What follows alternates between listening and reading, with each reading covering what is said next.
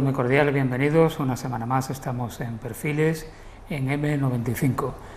Hoy es el último programa de la temporada, vamos a hacer una pausa del verano. Bueno, a lo largo de estas próximas semanas se seguirá emitiendo el programa, pero repitiendo programas que hemos hecho a lo largo de los últimos meses. Hoy cerramos la temporada con idea de regresar en septiembre. En este verano marbellí o marbellero, en el cual la verdad es que hay múltiples actos de índole cultural, exposiciones en el Museo de Grabado de Primer Orden, Feria de Arte, la Feria del Libro, programación teatral, en fin, una faceta cultural de Marbella que existe, que no se resalta muchas veces lo que se debiera, pero que debemos hacerlo porque Marbella no es solamente frivolidad, también cuenta con eso, con cultura. Bueno, pues para cerrar esta temporada he invitado a una persona que entiende mucho del mundo del arte. Es crítico de arte. Alguien podría decir que de todo tiene que haber. Pues sí, de todo tiene que haber, y también críticos de arte, que son esas personas que en cierto modo orientan al espectador a la hora de si una exposición merece la pena verse o no, o hacer una interpretación de esos cuadros, de esas esculturas o de esas creaciones que uno va a presenciar en cualquier recinto cultural. Esta persona a la que he invitado hoy es José Manuel San Juan. José Manuel, bienvenido. Bien hallado, muchas gracias, Paco. Gracias. Encantado de estar con vosotros aquí. Decía yo antes que de todo tiene que haber, y críticos de arte también. También, claro, también tiene que haber. Como diría un viejo alumno mío cuando era pequeño y visitó al obispo el colegio y le preguntó: ¿un obispo para qué sirve? Le dijo: ¿un obispo para qué sirve? ¿Un crítico de arte para qué sirve? Sirve para establecer esa, o para, digamos, para cortar esa distancia que suele o que puede haber entre una obra de arte y el espectador. Esa suele ser la convención más habitual de la definición de crítico de arte, ¿no? Es como alguien que interpreta o facilita o ayuda al espectador a leer esa obra, básicamente. Bueno, ahí podría surgir alguien que fuese protestante dentro del arte y como Lutero dijese que entre Dios y el hombre no tiene que haber intermediarios. Alguien puede decir, bueno, entre la obra de arte y el espectador no tiene por qué haber intermediarios, ¿no? También lo hay, y muchos autores, muchos pintores también lo dicen, que su obra es la que habla por sí misma, ¿no? Entonces, bueno, pues opiniones hay muchas, pero siempre es bueno, sobre todo en el arte contemporáneo, donde las formas y todo el lenguaje se hace más abstracto y más oscuro, siempre viene bien que alguien te comente y diga va por aquí o va por allí la cosa. Siempre creo que es bueno. Bueno, José Manuel San Juan, ¿dónde nace? Pues nace en Málaga. Nace en Málaga, mi familia vivía allí, mis padres. Yo soy el segundo de 3 hermanos y con 4 años pues mi familia, mi padre lo destinan a Marbella, vienen aquí y ya desde el año 69 pues estamos aquí, viviendo siempre en Marbella. Bueno, tu padre, ese padre al que destinan a Marbella, es un artista de primer orden, el pintor San Juan Perdiguero, o Perdiguero, simplemente su firma en los cuadros, es.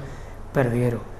Perdiguero es uno de los grandes pintores malagueños, que la mayoría de su obra lo ha desarrollado desde Marbella, ¿no? O por lo menos... La verdad es que sí, su mayor proyección ha sido desde Marbella y desde Marbella, la verdad es que sí. Él siempre ha tenido Marbella. Él nació en Archidona, estuvo algunos años en Málaga, pero se vinieron para Marbella y ya desde siempre su proyección ha sido desde aquí. Y desde aquí ha brindado su obra y ha mostrado desde su centro de control, ha sido aquí en Marbella, realmente. Un pintor que se ha fijado mucho en los pueblos de la provincia. Hay muchos cuadros de tu padre que son pueblos, ¿no? Hay muchos, la verdad es que sí. Él siempre le ha gustado el paisajismo malagueño y en general el paisaje, la pintura de paisaje, por toda España también.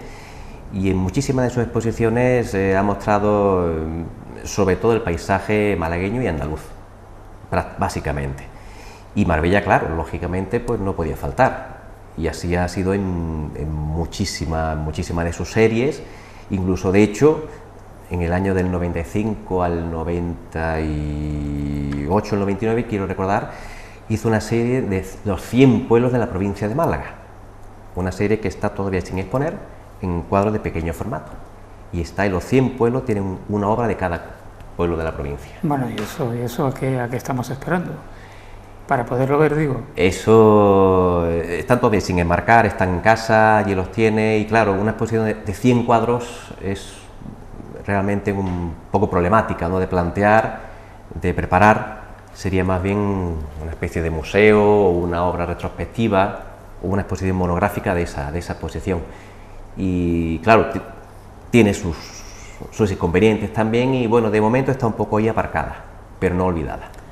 Bueno, lógicamente, habiendo nacido en ese ambiente, te has criado entre cuadros. Lo lógico es que te acercases al arte, pero no lo haces como pintor, sino que lo haces como teórico del arte, ¿no? Sí, porque al principio, antes de empezar la universidad, pues dibujaba también, hacía mis pinitos en el dibujo, claro, lo veía en casa, pero ya una vez que empiezas a estudiar en la facultad, yo hice Historia del Arte en Málaga, entonces ya me decidí más lo que es por la investigación, y ya seguí con la escritura y todo lo que es tema de investigación y crítica de arte, escritos, y ya pues lo que es la práctica del dibujo la dejé y ahí la dejé, y seguí más con el tema de los libros. ¿Alguno de tus hermanos pinta? Mi hermano menor, mi hermano Rafa, él suele, de cuando en cuando suele dibujar también, hace retratos, a lápiz sobre todo, y él ha seguido un poquito la tradición familiar, pero y hace algunas acuarelas también, hizo algunas acuarelas últimamente, muy buenas, la verdad es que sí, pero también el tiempo que le deja a su trabajo y tal es complicado, pero tiene mano para el dibujo. Bueno, cuando tú tienes que ir a la universidad, bueno, en primer lugar, ¿dónde estudiaste? ¿El bachillerato, la primaria, el bachillerato? El bachillerato aquí en Marbella, en el Instituto Sierra Blanca. Entonces ya una vez el COU, la selectividad, y fui a estudiar a Málaga Filosofía y Letras, en la Facultad de Filosofía y Letras, y después la especialidad de Historia del Arte. En Historia del Arte ya pues después coge, claro, después de terminar, son los cursos de doctorado, 2 años de curso de doctorado, y terminé, bueno, con la tesis de licenciatura sobre un pintor también malagueño, Capulino Jáuregui, del que el trabajo que yo hice se publicó en libro después, años más tarde, y ya desde entonces he seguido con el tema de la crítica de arte, artículos, arte contemporáneo, en fin, un poco todo lo que es, básicamente la pintura, básicamente. ¿Es precisamente la pintura lo que más te interesa a la hora de tu crítica? Es el tema que más he tocado, es lo que más he estudiado.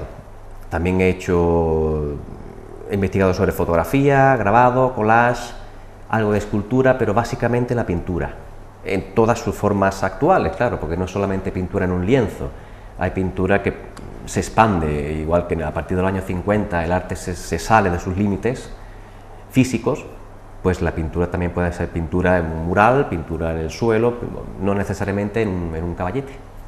Además, en los años 60, cuando tu padre era un joven pintor, existían los concursos al aire libre, ¿no? Que patrocinaba la Educación y Descanso, era el sindicato vertical, y entonces pues mi padre y muchísimos pintores malagueños participaban en eso, porque era una forma muy saludable, era casi todos los domingos, en algún pueblo de la provincia de Málaga, y ellos se apuntaban y participaban eran los concursos de pintura que había, y eso le daba también, además de la práctica de la pintura al aire libre directamente, había unos premios que también le daba cierto prestigio a nivel malagueño, y de hecho en uno de estos, mi padre había uno en Madrid, todos los años en Madrid había uno a nivel nacional, y mi padre fue seleccionado como participante de la provincia de Málaga. Claro, y además esos cuadros hoy día son un testimonio de cómo eran los pueblos, de cómo eran esos paisajes en aquel momento, ¿no? Exactamente, es un testimonio de lo que fue, de lo que estaba a punto de desaparecer, porque estos pintores, no solo mi padre, muchos pintores luministas malagueños, pintaban también algo que que estaba a punto de desaparecer. Todo esto, cortijos, por ejemplo el caso del pintor López Palomo malagueño, el perchel malagueño, que ya ha desaparecido también. Ellos daban fe de esos cortijos, de esa naturaleza, de ese campo malagueño y andaluz, que claro, con los años sucedieron algunos cambios. Cuando tú eras niño y te preguntaban, ¿tu padre a qué se dedica? Y tú decías, mi padre es pintor. Eso como en un niño decir que su padre es pintor, ¿qué significa? ¿Para ti qué significaba? Pues un orgullo. Eso era un orgullo porque, claro, los otros niños te preguntan y se quedaban con la cara un poco así diciendo, bueno, pero para mí significaba algo muy grande, algo que dirigió mis pasos y mis estudios en eso precisamente, no en la práctica, pero sí en el análisis y en la investigación teórica de todos esos procedimientos y de la historia del arte. Hay un concepto a la hora de mirar el arte que habla de la belleza, y generalmente el concepto de belleza que tenemos es el de Immanuel Kant, la belleza kantiana, ¿no?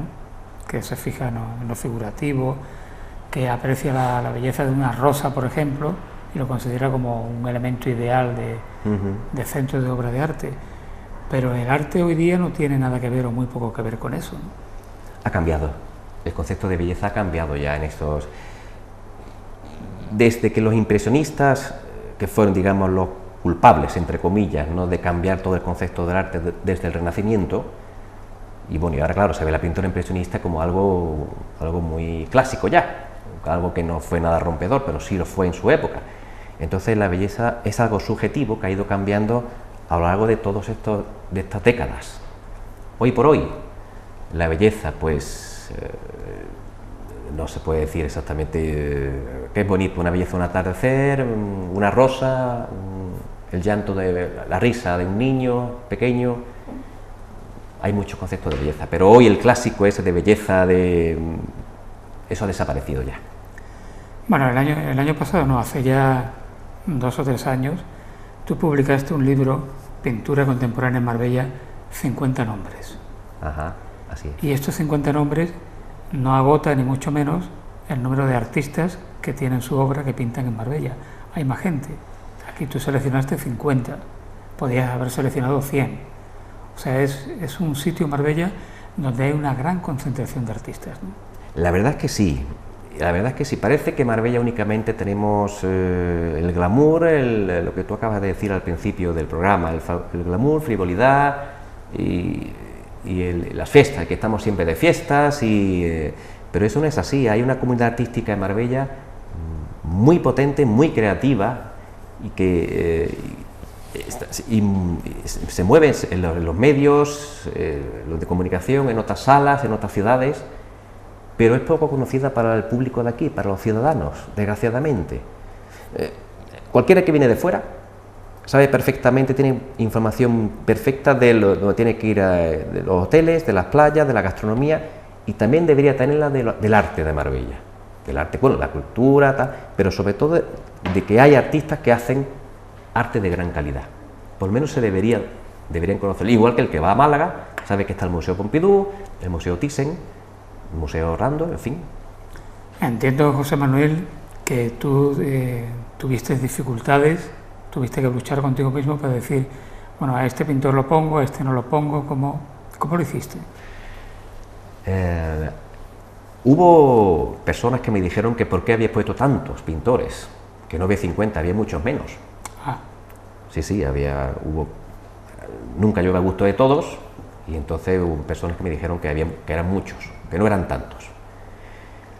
Y hay otros que no están, otros que sí. El criterio, pues básicamente criterio de calidad. Intenté ser objetivo en todos ellos, básicamente. Claro, unos tienen más currículum que otros, más exposiciones, más pericia, pero claro, no incluso hubo algunos que apenas habían expuesto, pero también una de las cosas que yo puntuaba, por decirlo así, era la originalidad en las propuestas que hacían. No solamente hacerlo bien, sino hacerlo original. O había otros que tampoco era muy académico en el sentido de la palabra, muy realmente hacerlo muy bien, sino que el camino que tomaban. Entonces, básicamente era un criterio objetivo, pero también había muchas propuestas que se salían de ese sistema, ¿no? De decir sota, caballo y rey, ¿no? Que aquí el abanico es muy amplio. Claro, te encontraste con pintores y con pintoras. También. Hay muchas pintoras también. Sí. El grupo la comunidad es mixta, tanto ellos como ellas, y hay unos pintores y también hay fotógrafos, y masculino y femenino, de collage, de grabados, de instalaciones. Es un campo muy amplio que hay en Marbella, y ya digo, desgraciadamente muy desconocido. ¿Tú te entrevistaste con todos ellos? Sí, con todos. Con todos ellos, y con todos le dije el propósito del libro, y casi todos accedieron de buen grado a publicar, porque incluso había alguno por ahí que no estaba muy de acuerdo. Que no quería aparecer. No quería aparecer en el libro. No querían, mereciendo aparecer, ¿no? Y merecían aparecer por su calidad. Y al final apareció. Y apareció. Porque insistí, por eso he dicho que era un criterio objetivo, ¿no? Pues yo pensaba que debían estar en ese libro. Pero algunos no pensaban así. No querían estar unos con tal persona, otros con otra tal persona, no querían aparecer en la misma publicación.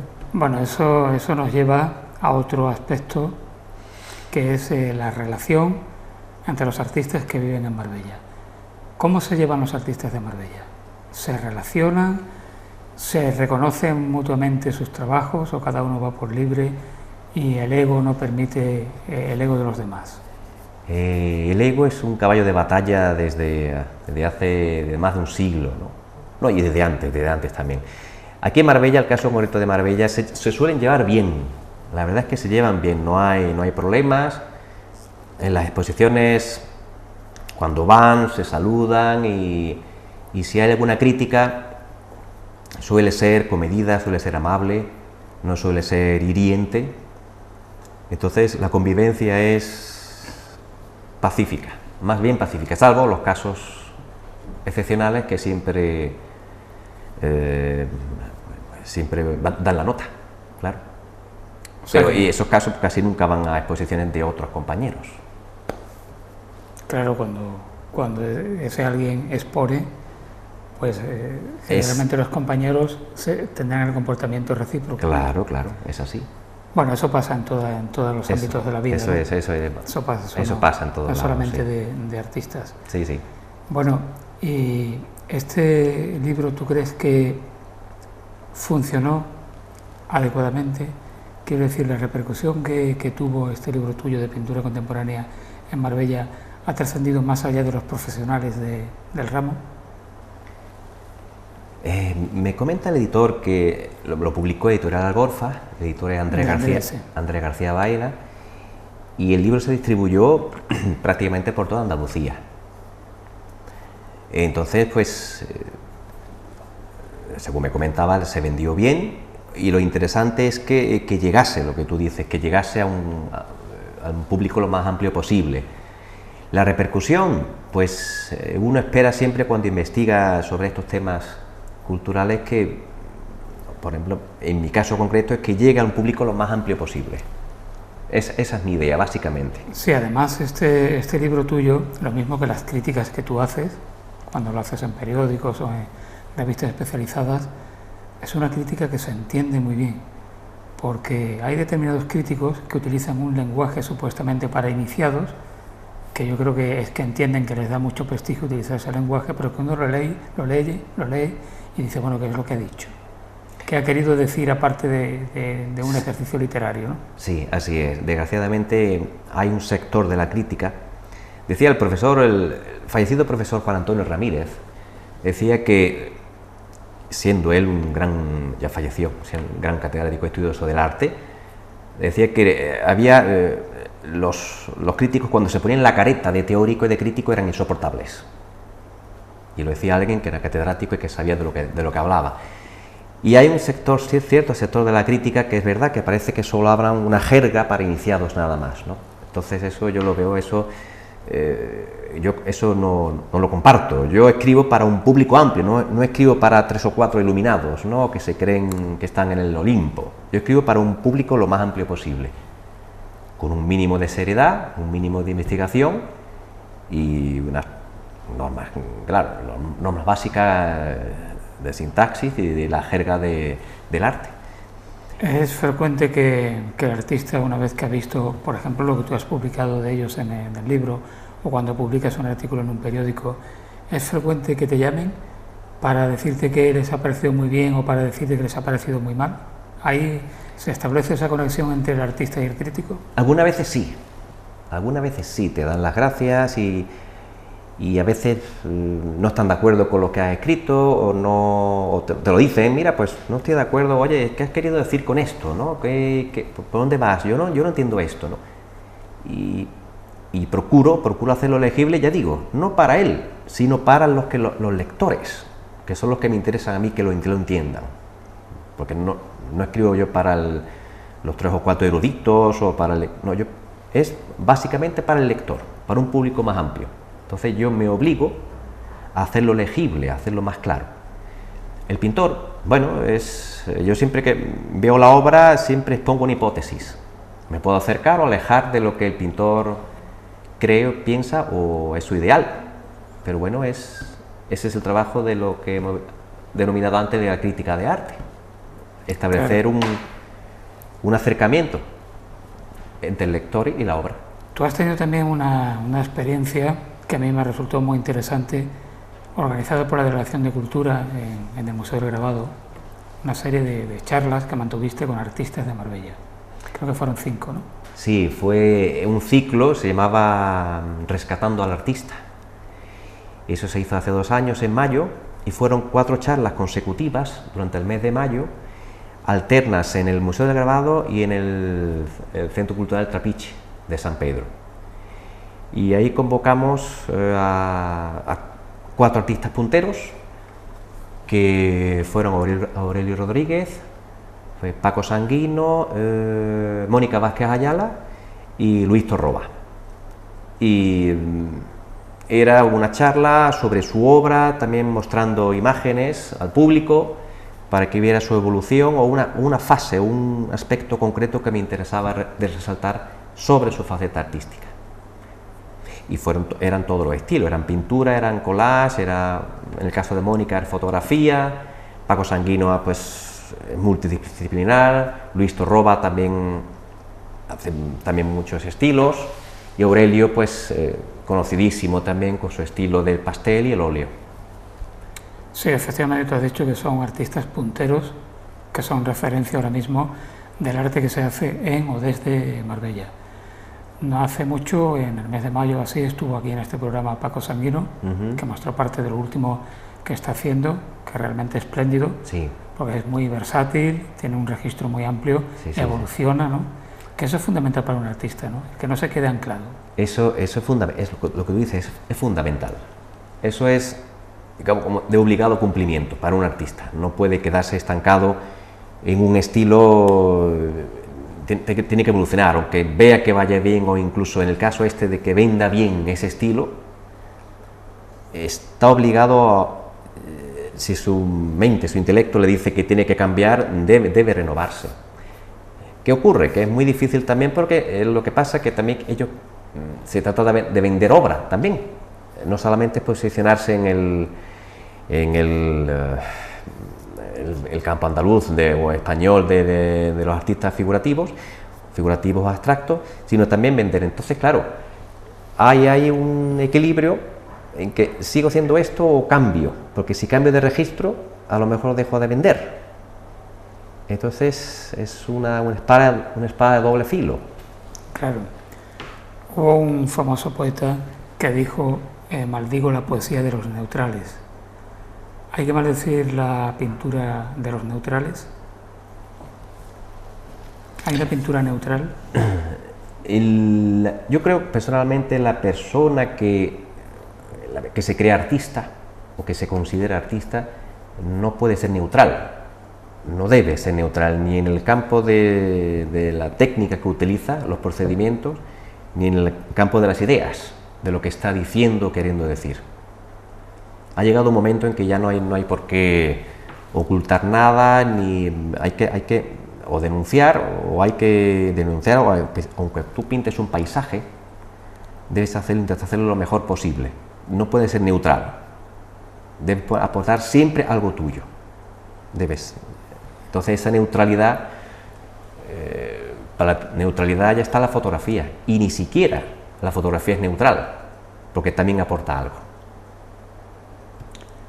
¿Por qué razón determinadas personas pueden meter unos tiburones en formol y transformarlo en una obra de arte, o hacerse 75 operaciones estéticas en su cuerpo y transformar su cuerpo en una obra de arte, y tú y yo no lo podemos hacer?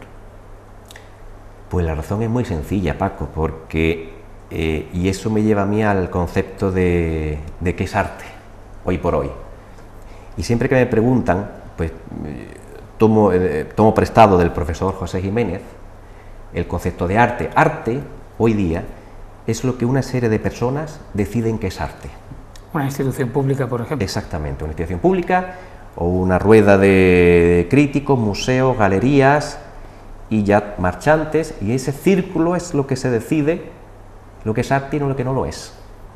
Alguien, lo que volvemos a la pregunta de antes, alguien puede pintar muy bien un paisaje, un retrato o un bodegón y puede hacerlo bien toda su vida, y eso seguirá haciendo arte. Pero el arte, digamos, ya para salir de sus fronteras, debe estar en ese círculo. Entonces, claro, si hay personas que apoyan que tú cortes un tiburón longitudinalmente y te dicen, bien, muchacho, eso es arte, vamos para adelante, te vamos a promocionar, pues ese artista encantado. Bueno, a veces se intenta desprestigiar el arte contemporáneo o el arte de las últimas vanguardias, pues llevando al último extremo, pero esto que yo he dicho no es un ejemplo extremo. Es verdad que tiburones en formol se han transformado en obras de arte, y lo que he dicho de las operaciones de estética en el cuerpo humano, transformando el cuerpo de una mujer en concreto también en obra de arte. Esto no es que yo lo haya forzado. Era Orlán, el artista Orlán. Exactamente, o sea que eso se sí. Pero evidentemente este tipo de acontecimientos dan paso a que la gente que desprestigia al arte contemporáneo pues se cebe en ello, ¿no? Lo tengan como claro, elemento. Le da más pie a cebarse, a echar más leña al fuego, claro, eso es así. Pero incluso ya realmente, mira, Paco, realmente la capacidad que tiene el arte de provocar. El arte lleva provocando desde hace, ya te digo, casi desde los impresionistas. Fueron, digamos, los primeros provocadores que había, que rompieron con la burguesía y con todo. Entonces, en este siglo XXI en el que estamos, ya cada vez hasta cuesta más trabajo provocar en el arte. Entonces, pues, provocar casi como sinónimo de sorprender, de atraer la atención de ese grupito, de ese círculo que hemos hablado, para que se fijen en ti. Evidentemente no se van a fijar en ti solamente por cortar un tiburón en trozos, o una vaca y a su cría también cortarla también en trozos y meterla en formol de ese mismo artista. También lo hizo. Hace falta algo más. Pero claro, con eso el arte contemporáneo pues se le rompe, se le caen los pies, ¿no? Digamos, ¿no? Y dice, bueno, ¿esto qué es? Alguien que no lo entienda, no quiere entenderlo, dice, bueno, aquí no hay nada, esto no es arte. Y de hecho muchas manifestaciones artísticas, como en Arco hace 2 años también, el tema del famoso vaso de agua medio lleno, medio vacío en una pared. Dice, bueno, ¿eso es arte? Pues no es arte. Pero salió inmediatamente en todos los medios. Y dio pie para que ese autor rápidamente lo llevaran a otras galerías y ya entró en el círculo. Y entonces demostró que era artista. Sí, entre comillas sí. Claro. Ya era tenido en cuenta como artista. Los artistas actuales, ¿qué le deben a los grandes maestros como Velázquez, por ejemplo? Porque con anterioridad a Velázquez, el pintor era un artesano, no tenía la catalogación de élite artística. A partir de Velázquez adquieren el estatus verdaderamente de grandes creadores, de artistas. Sí, sí. Pero al margen de eso, ¿qué debe la pintura actual a Velázquez? Pues debe lo que es el sustrato, el fondo de muchas cosas, de la escultura, de la pintura de los grandes maestros. Muchos pintores, artistas actuales, no parten de la nada para crear, siempre se toman como referencia obras anteriores, aunque uno las oculte en prensa o cuando lo dicen, cuando les preguntan, pero ellos ven, toman, analizan, estudian. Y entonces, claro, evidentemente, esos fondos que tenía Velázquez, ya que hemos hablado del tema de Velázquez, esos fondos así vacíos, pues se siguen viendo en muchos retratos actuales. Y aunque hables con el autor, pues no te menciona Velázquez, pero tú lo ves ahí a Velázquez, esa influencia, por citar a Velázquez, ¿no? A uno de ellos, pero existe. Claro, porque yo entiendo que lo mismo que un escritor necesariamente tiene que ser el gran lector, creo que no se puede escribir si no se lee. Sí, totalmente. Si no se ve pintura, no se puede pintar, ¿no? No se puede, imposible, es el mismo, lo que tú lo acabas de definir muy bien, Paco. Si no se lee, no se puede escribir. Y pintar, pues tú puedes aprender una serie de mezcla de colores y puedes empezar el principio a copiar algo, un bodegón, una silla, tal, pero tienes que aprender de los grandes maestros del pasado, siempre hay que aprender. Y después, o te quedas en alguien que sigue copiando, o si tú te consideras artista, debes establecer algo nuevo, ya debes seguir tu propio camino, con más o menos éxito, pero debes seguir tu camino, pero la base está ahí, la han dado estos siglos anteriores. ¿Y qué pasa cuando el artista va a contracorriente? Caso de Antonio López, que tiene una obra realista, muchas veces hiperrealista, en una época en que eso no se lleva, en que eso no es la esencia. Como realmente desde los años 90 para acá ya no hay una técnica, un estilo definido, no hay, los grandes movimientos se acabaron en los años 60, con el último movimiento fue el arte pop. Entonces desde los 70, 80 para acá ya no hay una tendencia generalizada. Entonces claro, todos estos artistas veteranos, como Antonio López, que tiene más de 80 años, siguen trabajando en su estilo y ya están, digamos que son unos clásicos. Entonces ellos tienen su público, tienen su clientela también, y claro, su mérito, eso sigue inamovible. Eso no es que estén fuera de lugar, es que siguen haciendo lo suyo, con gran calidad y con valentía también, en seguir, no haber cambiado. Porque él podía haber dicho, dominando las técnicas, como era y un grandísimo dibujante que fue en la Academia de San Fernando en Madrid, podía haber decidido en aquellos años 50 hacer abstracto. Pero él siguió en lo suyo y porfió en lo suyo. Y ahí se ha mantenido, y ya, claro, sigue siendo de las primeras figuras. Él en un lado, y podemos poner, por ejemplo, Barceló en otro, que es todo lo opuesto. Pero él sigue haciendo lo suyo, con mucha calidad, y claro, ya su currículum y su experiencia le avalan, y eso se le ha reconocido, afortunadamente se le ha reconocido, claro está. ¿Qué opinión te merece a ti o te merecía un acontecimiento artístico que tenía como escenario Marbella, del que recientemente en la revista La Garbía Paco Sanguino hizo publicó un amplio estudio, que era la Bienal de Arte de Marbella? Él ha hecho ahí un extraordinario trabajo que no existía. La verdad que sí. Y la verdad es que Paco Sanguino ha hecho una investigación exhaustiva, y está ese trabajo que recomiendo. ¿Tú qué valoración tienes de la Bienal de Arte?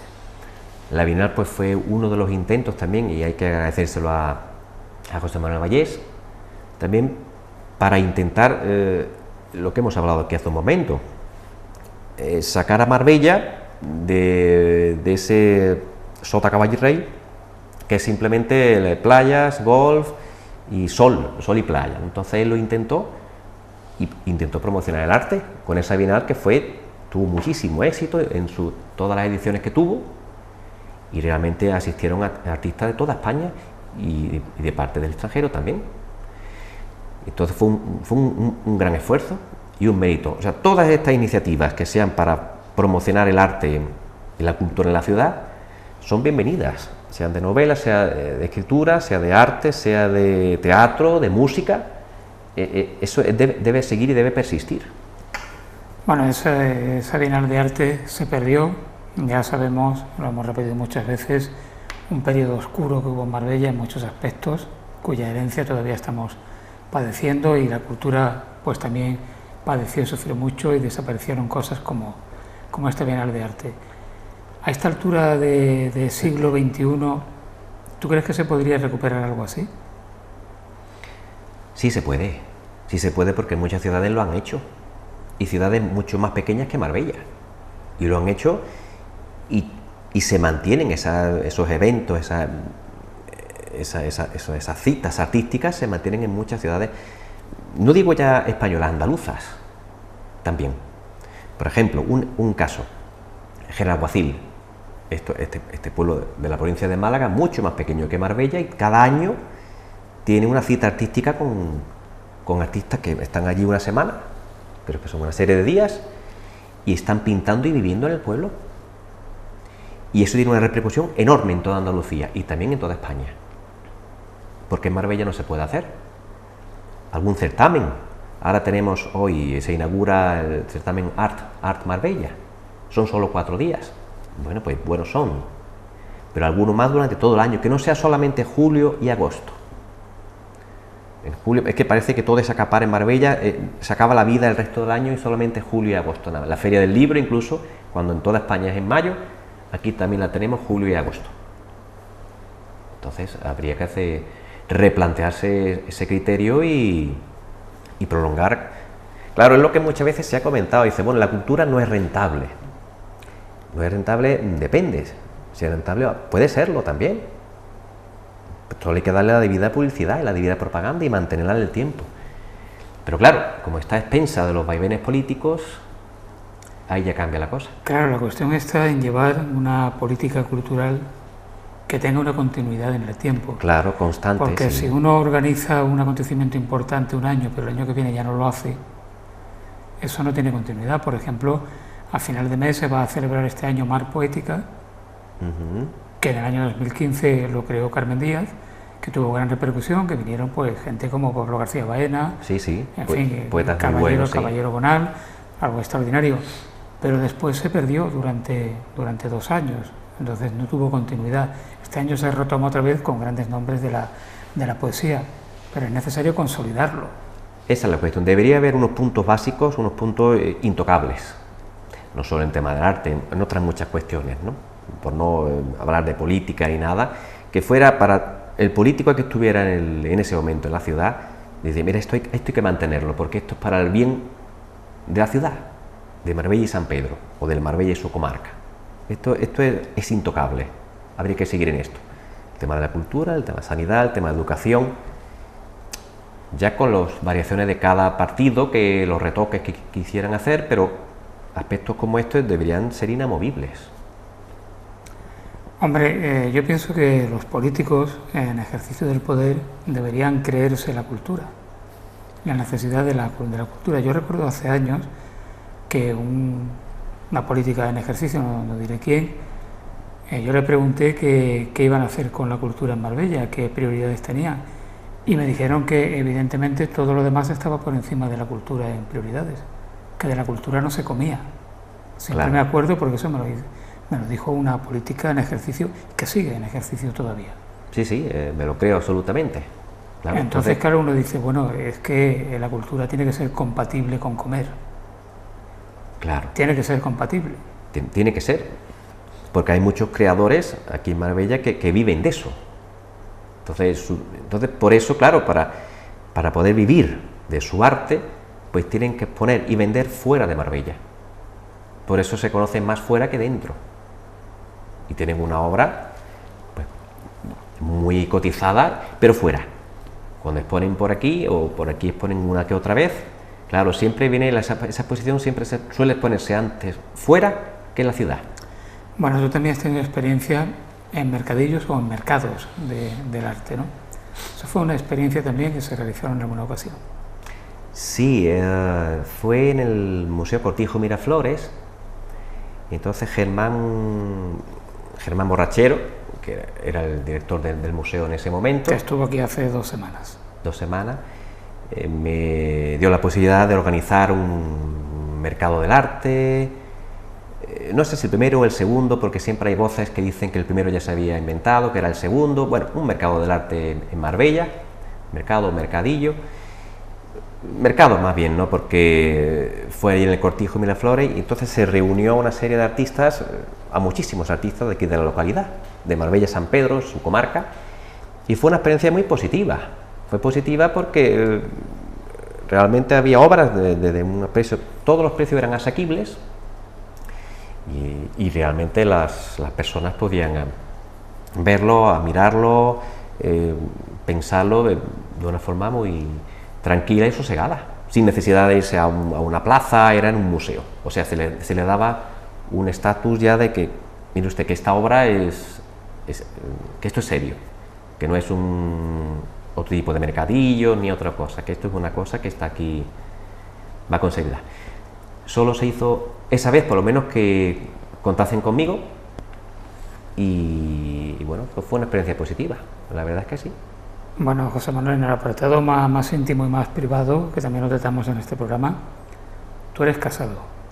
Sí, estoy casado felizmente, con mi esposa Inmaculada, que ella es profesora de primaria en el Colegio Las Chapas.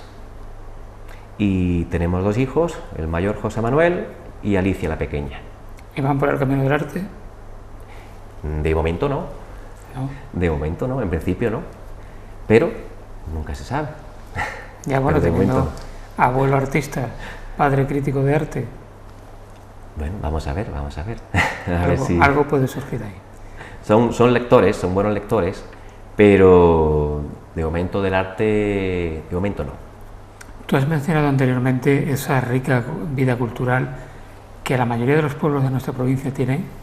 Son pueblos efectivamente muy pequeños y que organizan semanas culturales con asistencia masiva, además, que organizan en verano conciertos en la plaza del público, que vienen grandes artistas y que cuentan con infraestructuras como por ejemplo una sala de exposiciones, algo que en Marbella no hay, porque es verdad que hay salas de exposiciones en el Museo del Grabado, se expone en el Hospital Real de la Misericordia, hay salas en el Cortijo Miraflores, pero no hay una sala céntrica que sea una sala municipal de exposiciones. Sí, exactamente, son estas salas, el Hospitalillo, el Museo del Grabado, y en Marbella una céntrica no hay. Están surgiendo iniciativas privadas también, como el Casino de la Alameda, también porque ahora la Junta Directiva se ha renovado y están imprimiendo un nuevo ímpetu a sus actividades, tanto literarias como expositivas.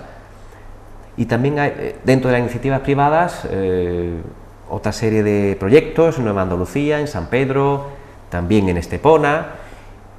Pero es cierto eso, lo que tú dices, Paco, que no hay un sitio donde centralizar todas esas exposiciones y que desde ahí ya sirvieran siempre como base, digamos, como base de operaciones para futuras convocatorias y que ese fuera el centro. De momento, hoy por hoy, no existe. Claro. ¿Se podría fomentar de alguna manera un turismo artístico?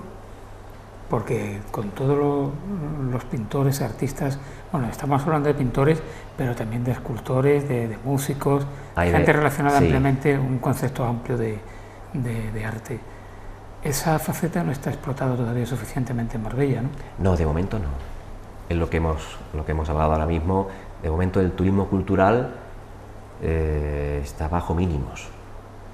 Marbella, la referencia de Marbella es sol, playa, gastronomía, estrellas, que está muy bien, estrellas de todo tipo, pero turismo cultural artístico, no.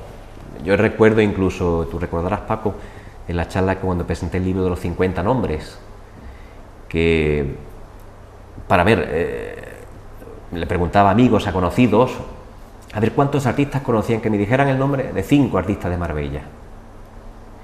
5, solamente 5 que conocieran. Y muchas veces me sobraban dedos. Claro. Y muchos dedos. Solo 5 nada más. Y la cosa no ha mejorado mucho. Bueno, está a punto de salir otro libro tuyo, también editado por Algorfa, que se va a presentar ¿cuándo? El miércoles 8 de agosto. Se llama Sobre arte y otras lindezas. ¿Cuáles son las otras lindezas? Las otras lindezas, pues son... Algunas de ellas ya hemos hablado aquí, son estos conceptos de arte que no es lo clásico, lo habitual, sino que se sale un poco de la norma, que no es siempre pintura, escultura, grabado, collage, A veces pueden ser un cartel anunciador por la calle, a veces una pintada en una esquina, o lindezas en el doble sentido que da el diccionario de la RAE. Puede ser algo positivo o algo peyorativo. Hay de los dos en ese libro. Bueno, los grandes murales en la calle, en Estepona hay varios, se ha fomentado, y aquí en Marbella recientemente Curro Leito ha estado pintando también uno en la fachada del Palacio de Congresos. Es una faceta nueva en Marbella. Ojalá siga, porque Estepona lo han dejado, en mi opinión, lo han dejado muy bien. Todo ese turismo cultural lo están fomentando desde esa base. Pues perfecto. Eso es un punto de partida. No sé si has traído la portada del libro este sobre arte y otras lindezas. No sé si la podemos poner en pantalla o no. Bueno, en caso de que se pueda, pues que no se puede. No va a ser posible. Bueno, habrá que esperar a la presentación del libro. La portada es un grabado, es una obra de la artista y maestra grabadora Ana Matías. Ana Matías, sí. Residente aquí en Marbella, madrileña, pero residente en Marbella. Y es un grabado de una señora, una figura doble, magistral, como todo lo que ella hace, de estas figuras donde parece que hay doble sentido, doble intención, justo como muchos de los escritos que yo presento en ese libro, porque ese libro básicamente son dos partes. Es una colección de artículos aparecidos en prensa en el periodo 2013 a 2017, y hay escrito del periódico El Tribuna Express, ya que terminó, y el Diario Sur, y son escritos aparecidos en estos 5 años, y ahí hablo de todo, de pintura, de grabado, de exposiciones, pero también lo que he comentado, ¿no?, de arte que no es arte habitualmente entre 4 paredes. Arte puede haber en una esquina o en un recodo desapercibido. ¿Para ti el graffiti es arte? Ya está en la categoría de arte, ya está en los museos. Entonces, claro, cuando llega una tendencia a un museo, digamos que ya están los santos padres, ya ha sido bendecido. Ha sido bendecido ya. Claro, yo acerca del graffiti, justo en la chapa de mi garaje, de mi bloque, hay un graffiti pintado. Entonces se ha pensado algunas veces de borrarlo. Digo, no lo borréis porque puede que algún día cueste mucho dinero, que esté cotizado, mejor lo dejamos ahí. Y entonces vaya a ser que algún día, pues... Hombre, evidentemente hay muchos grafiteros que tienen una capacidad creativa impresionante, que son obras muy elaboradas, que encierran conceptos realmente relevantes. Y son grandes, muy diestros, muy técnicos en lo que hacen, realmente unas técnicas de dibujo y de pintura fantásticas, la verdad es que sí. Pero claro, que ahí entra ya también un poco donde acaba el artista y donde empieza el gamberro, digamos, el pintar en una pared, Entonces, claro, que ese es el problema que ha habido ahora en Málaga con un famoso grafitero. Como decía la canción que Mecano dedicó a Salvador Dalí, donde termina el genio y empieza el loco, ¿no? Ahí va. Aquí el loco es, digamos, alguien que pinta en la calle, en una pared en la calle, que no debe hacerlo, debe o no debe hacerlo. Pero bueno, si debe, es que lo que ha pintado es de calidad. Sí, pero si es de calidad puede pintar en otro sitio, y ya está el debate ahí. Siempre es una pescadilla que se muerde la cola. Bueno, y algunas propuestas artísticas, como por ejemplo cuando se utilizan cadáveres disecados para una exposición de arte y crea una polémica impresionante, ¿eso se puede considerar arte? ¿Es ganas de provocar o realmente tiene un componente estético relevante? Como ya es arte, lo que hemos hablado, ya el arte ya no es solamente pintar muy bien un cuadro o hacer el concepto de arte desde el Renacimiento ha cambiado totalmente. Pues entonces unos cadáveres disecados, tú dices el doctor este alemán que lo hace, bueno, podemos ya denominar una manifestación artística, porque ya arte con mayúsculas casi ha desaparecido. Podríamos poner el caso de Antonio López, pero y ya realmente incluso tiene poco poder de convocatoria, poco poder de provocación, porque se hacen muchas cosas para provocar, y en público, cuando hay tantas obras para provocar, pues es ajeno a esas obras. Dan un poco esa llamarada, ¿no? De decir, sale en la prensa y tal, y después, si no hay otra cosa, no hay un soporte artístico o curricular, esa llamarada se apaga. Yo recuerdo, José Manuel, alguna vez que estaba en tu casa, que me llamó la atención la colección de arte que tienes. Los cuadros magníficos que tienes en casa. Bueno, son una serie de cuadritos. Vaya, están muy bien. Me gusta algunos.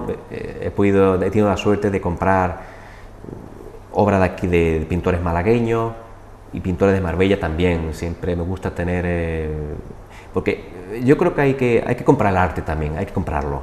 Eso es una manera de dar fe de lo que estás haciendo, ¿no? En mi caso, si yo estoy escribiendo de arte y no les compro a esos artistas, estoy diciendo que alguien es de esta manera, pero no, para mí personalmente es ratificar lo que he escrito.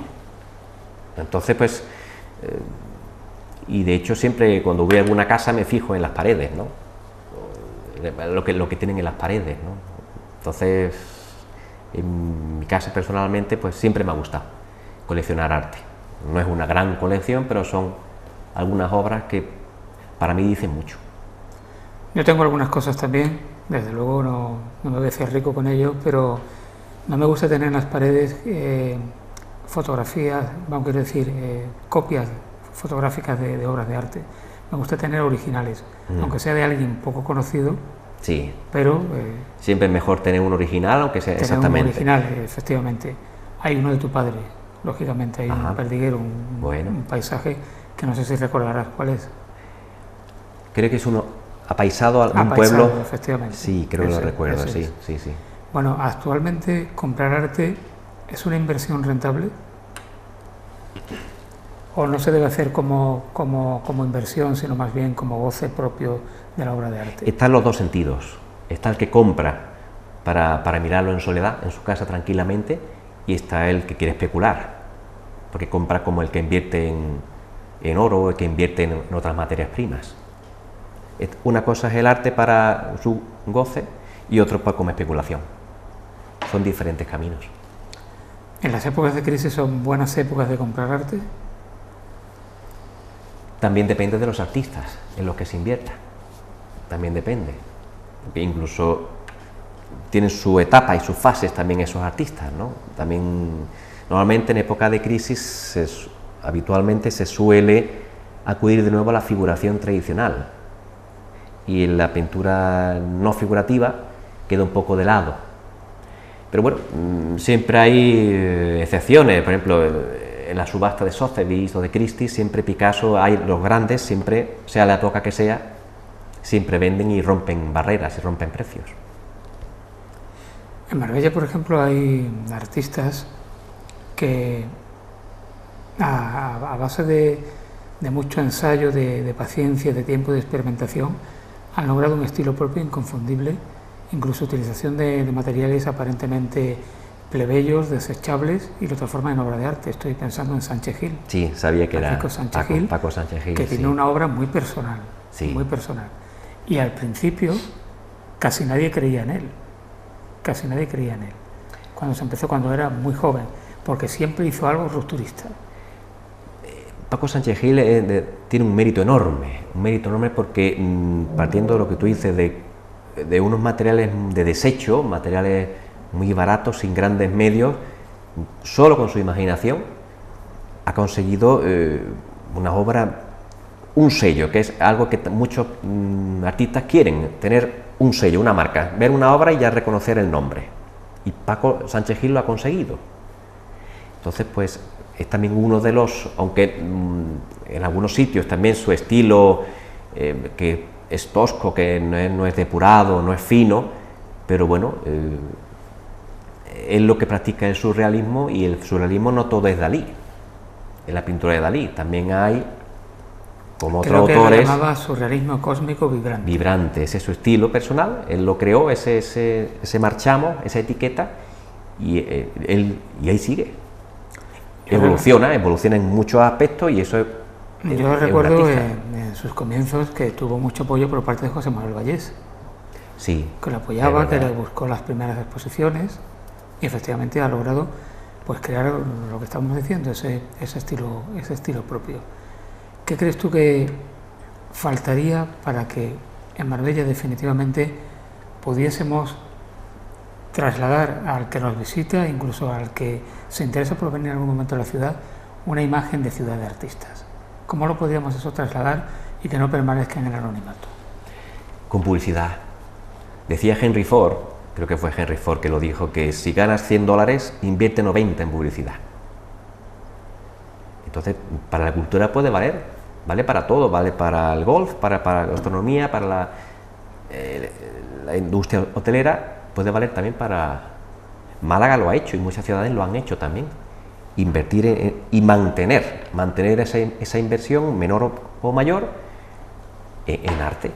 Cuando los artistas tú les ofreces algo que es serio, una propuesta que es seria, que es rigurosa, ellos acuden, y acuden todos los años. Y cada vez acuden más, y también, claro, la calidad va subiendo. Eso es así. Algo que ha sido tradicional en los grandes pintores ha sido tener un taller donde han transmitido su conocimiento, o al menos parte de su conocimiento, a aprendices. Eso tú también lo has vivido porque tu padre tuvo taller. Exactamente, y él estuvo también algunos años, estuvo dando clases también de pintura y dibujo en su taller, una serie de años. Yo me recuerdo que tendría 20 y pocos años, pero yo recuerdo gran cantidad de muchachos, chicos, y de adultos también, de señoras y señores allí, e iban allí a aprender, y habían algunos con muy buena mano de dibujo y de pintura. Sí, sí. Sí, porque además yo creo que el tema del arte, de aprender a pintar o a dibujar, no está suficientemente fomentado. Se da en los institutos, por ejemplo, con un horario muy reducido en el currículum. Sin embargo, se estudia mucha matemática, y no se estudia matemática para ser matemático, sino para el uso diario, para la vida. Claro. Pues lo mismo la disciplina artística, también como alimento del espíritu, debería fomentarse más, ¿no? Pero claro, Paco, tú sabes que las humanidades se han ido retirando del plan curricular en estos últimos años. Sin duda. Entonces, pues, la práctica del arte pues ha sido una de las más perjudicadas. Una clase para aprender... Yo recuerdo en Bocanegra, que yo hice 7º y 8º en Bocanegra, y teníamos de profesor de dibujo a don Fernando Alcalá. Lo teníamos allí, de profesor de dibujo. ¿Bocanegra o en Sierra Blanca? En Bocanegra. ¿Bocanegra, Fernando En Alcalá? Bocanegra. Estaba allí de profesor, tuvo o al menos algunos años, 7º y 8º de DGB, yo recuerdo. Y él fue nuestro profesor de dibujo. Allí. Sí, don Fernando fue profesor de dibujo mío también en el bachillerato. Y había una clase de 1 hora donde estaba un tema de dibujo, para aprender a dibujar, y era 1 hora semanal, quiero recordar. Hoy día se da, bueno, en algunos institutos, bueno, es que sé que en Río Verde se da, el bachillerato se da de arte, allí se da, en Río Verde, y no sé algún otro más. Pero claro, si se eliminan las humanidades, pues 1 hora dedicar a dibujar, pues dirán, bueno, pues esto es una pérdida de tiempo, ¿no? El que quiera dibujar, que dibuje en casa. Bueno, sobre arte y otras lindezas, recordamos la fecha de presentación. Es el miércoles 8 de agosto, a las 8:30 de la tarde, en el casino, la Sociedad Casino... Sociedad Recreativa y Cultural Casino de Marbella, en la Alameda. Muy bien, pues allí estaremos para hacernos con un ejemplar de ese libro tuyo. Te agradezco mucho que hayas venido. Gracias a ti por invitarme, Paco. Encantado de estar aquí. Que sigas haciendo crítica de arte y gestando el 3er libro. En eso estamos, Gracias. Gracias. Pues con este programa, con esta charla que hemos mantenido con José Manuel San Juan, crítico de arte, despedimos la temporada de Perfiles. Como siempre, gracias a Marta Ortega y a Marta Vallés, que estuvieron detrás de las cámaras. Ya digo, a lo largo del verano, de lo que queda de verano, tendrán la repetición de algunos de los programas que se han ido emitiendo a lo largo de los últimos meses, y la idea que tenemos es regresar con nuevos personajes, con nuevos asuntos a partir de septiembre. Hasta entonces, feliz verano.